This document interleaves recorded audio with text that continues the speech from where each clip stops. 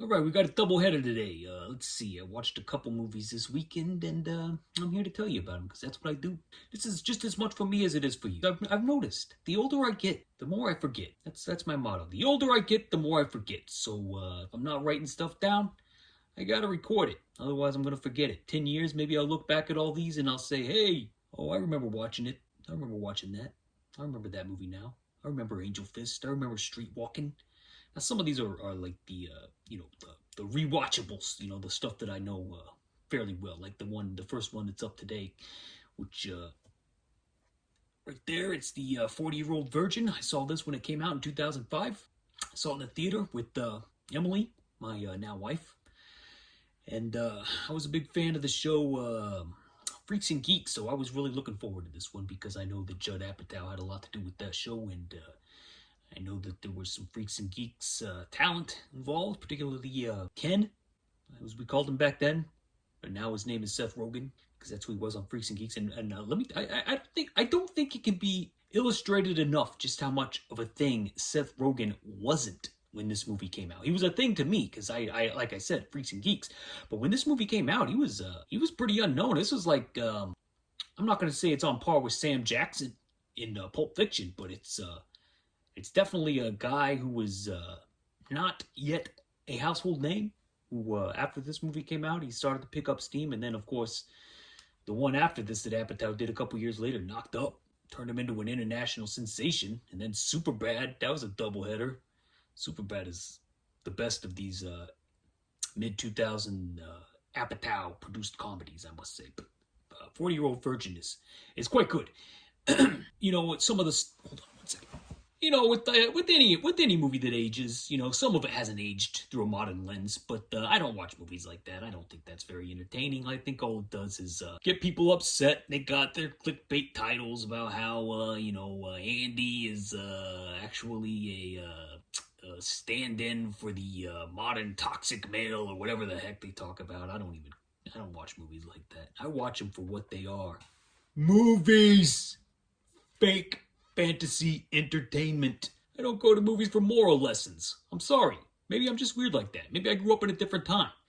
Maybe you gotta watch movies now through the lens of, oh, I wouldn't do that, therefore I cannot like this, therefore I cannot find this entertaining. Who am I? What am I? I'm not one of those guys. Look at my shirt. Hugs. I'm here for hugs. I'm not here for anything else. Just some opinions, that's all. And chronicle what I think of things. That's all. That's all it is. Oh wait, first let's talk about the poster. Now that's that cover of the Blu-ray that I have sitting right there. The cover of the Blu-ray that I have sitting right there is actually the same as the poster, basically. And I remember when before this movie came out, that thing was a hit. That poster was a hit on the internet. They were like, "Uh-oh, we know what this is about.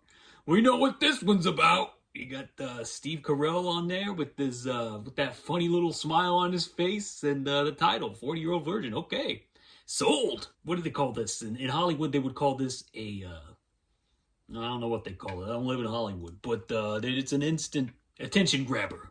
It's gonna get butts in the seats. Let's see here. Let me look at my notes. I don't know what the tagline is. I forgot to look it up, and it's not on the Blu-ray there. So let's just say it's this is the year he gets some. That's what it said, I think, if I remember right. It said, this is the year he gets some. I'm too lazy to put it up on the screen since I got the Blu-ray box. I don't need the graphic on this one. We got the Blu-ray box. You can see it just fine, I think. I'm not a cinematographer, so I don't know. By the way, if you ever want me to change the lighting, the colors around me, just say the word. Here, look. I got a thing. I got this remote and I can change colors, so whatever color you want, you let me know in the comments. Let's do yellow. I think this movie is like a yellow. Let me try this. Hold on.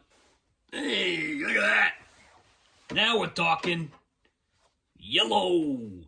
The Yellow Virgin. So the movie makes a big deal about how this 40-year-old man has got toys and knickknacks and posters and video games and all this other stuff from his childhood, and this is why he can't get some, as they like to say in socially acceptable circles. He can't get any because he's got all this stuff around him in 2005, and that means he's a loser. He's a loser because he's got all these toys around him that he doesn't like to take out of boxes.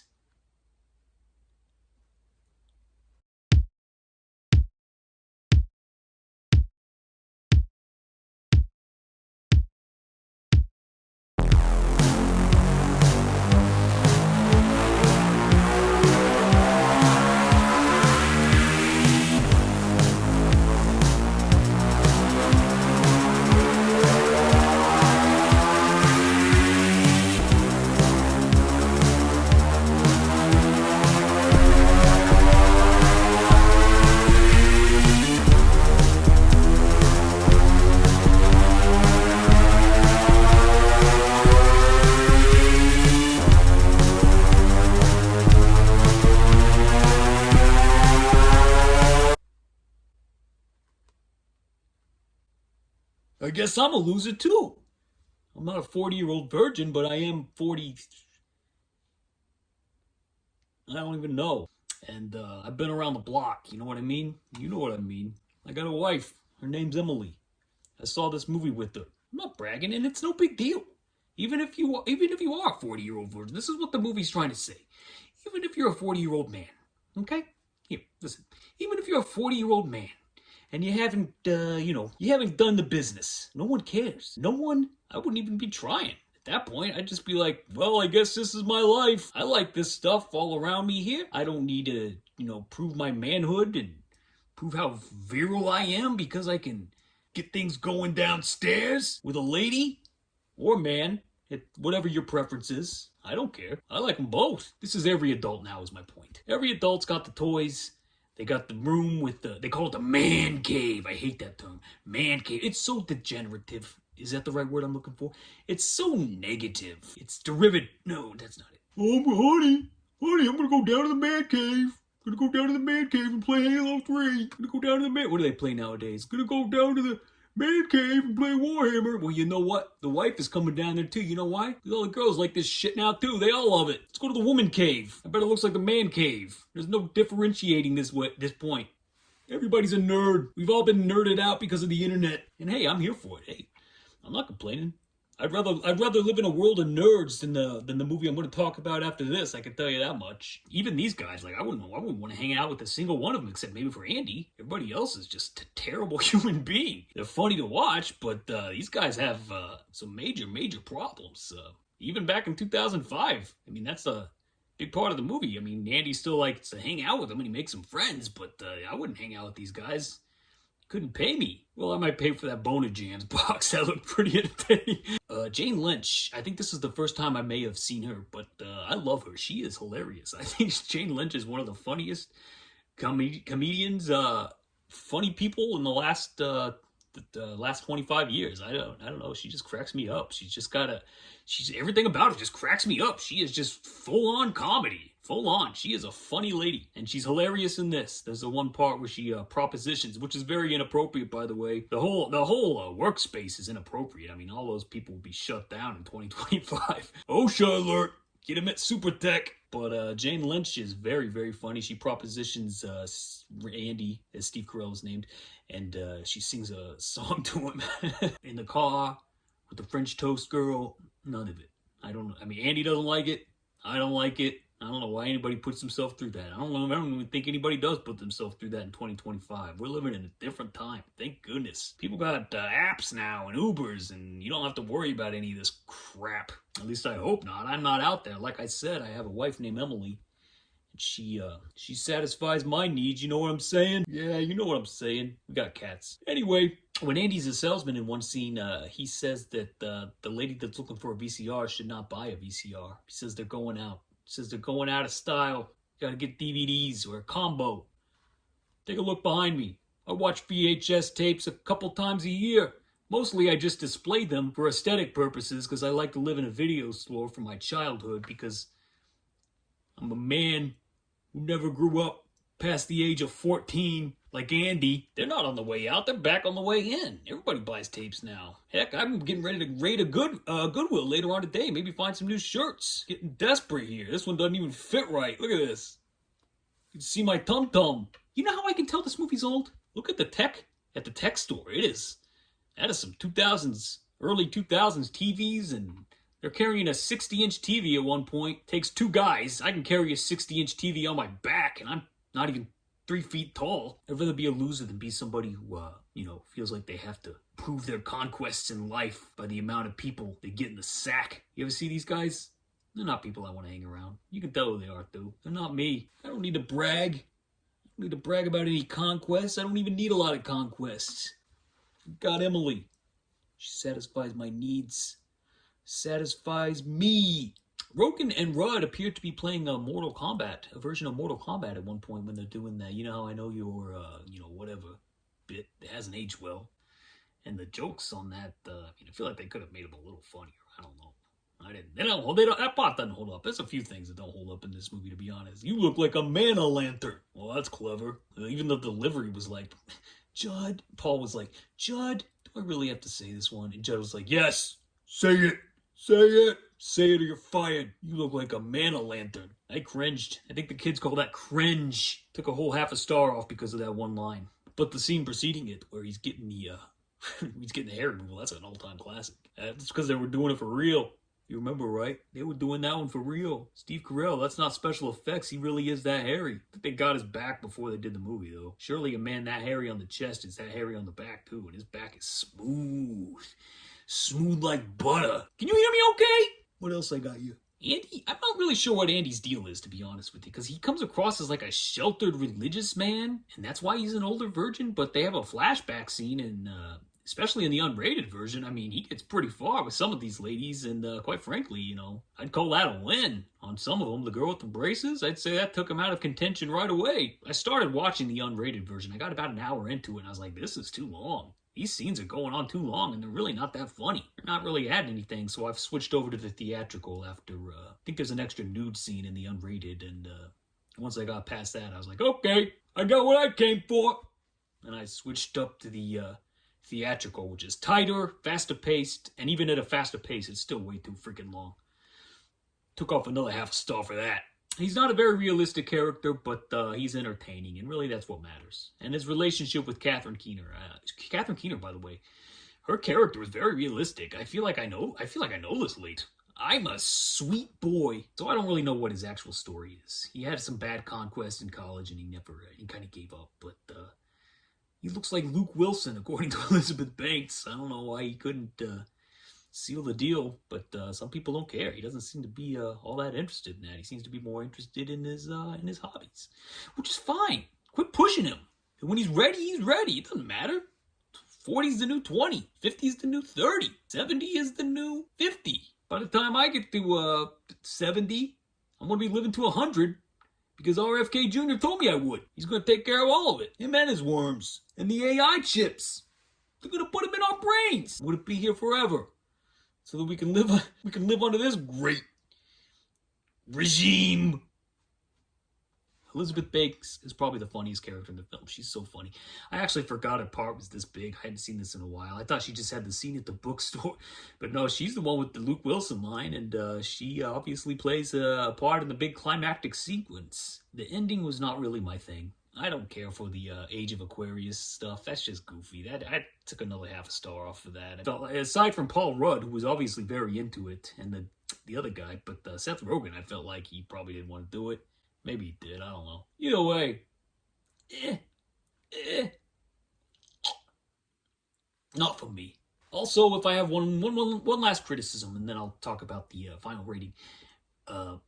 The photography is pretty ugly in this. I don't know. Like, you look at some of those early 80s movies, those early 80s comedies, and they look good. Like, they look grainy. Like, Caddyshack is very grainy, but it looks like a movie. This is just too bright. I don't like how bright it is. I don't like the color palette at all. It's kind of off-putting.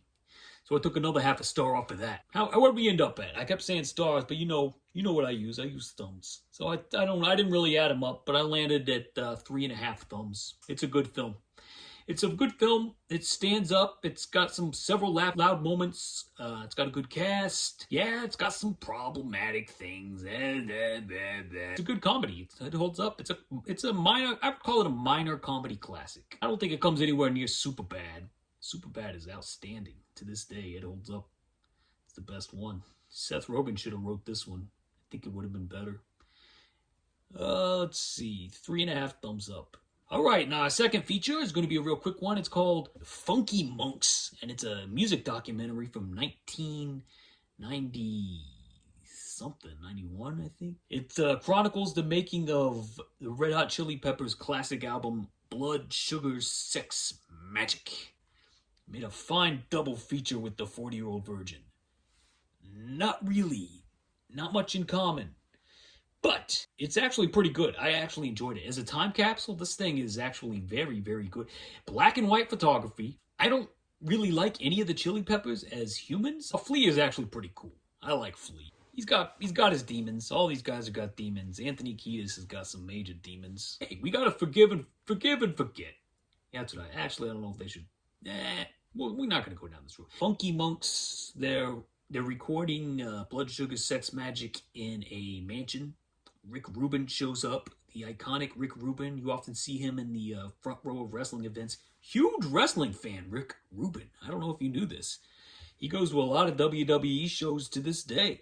I think he even is friends with Triple H and all those guys. I don't think he shares their political affiliations, but other than that, I mean, Rick Rubin is a musical producing genius who doesn't actually play instruments. But he loves him, and he seems to get the job done because he's made a plethora of classic albums with the Beastie Boys and Johnny Cash and the Red Hot Chili Peppers. Blood, Sugar, Sex, Magic has my favorite Chili Peppers tune, Under the Bridge. You don't really see him working on it too much, but there is like a 4-minute monologue of Anthony Kiedis explaining how he wrote it, and that was actually pretty riveting. There's no actual structure, story. There's like 1 or 2 talking head parts, but even that is just candid stuff that they just caught on the street. Like, hey Anthony, you want to film a little explanation about how you wrote Under the Bridge right here in front of this donut shop?